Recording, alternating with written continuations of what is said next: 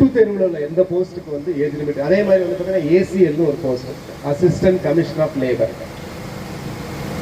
இதற்கு வந்து பார்த்தீங்கன்னா வயது உச்ச வயது வரம்பு இல்லாமல் இருந்தது. இப்போ அதுக்கு வந்து பார்த்தீங்கன்னா குரூப் 1 கொண்டு வந்ததுனால உச்ச வயது வரம்பு வந்துடும்.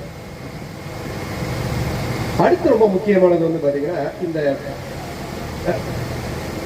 Paper, descriptive paper, especially group 1 group 2 வந்து மெயின்ஸ்னு ஒரு தேர்வு இருக்கும். அதில் வந்து டெஸ்கிரிப்டிவ் விரிவான விடையளிக்க வேண்டும். அந்த திருத்தல்ல நிறைய குளறுபடிகள் நடக்குது. சரியாக மதிப்பெண்கள் வழங்கப்படுவதில்லை. அது நம்ம நிறைய ஆர்டிஐல பார்த்துருக்கோம். நான் ஏற்கனவே சொல்லியிருக்கேன், ஆர்டிஐ வந்து நீங்க தேர்வர்கள் 500 ரூபாய் கட்டி அந்த அவங்களோட பேப்பரை வாங்கணும். ஆனா 500 ரூபாய் கட்டி பேப்பரை வாங்கினீங்கன்னா என்ன கிடைக்கும் அப்படின்னா மன உளைச்சல் தான் கிடைக்கும்.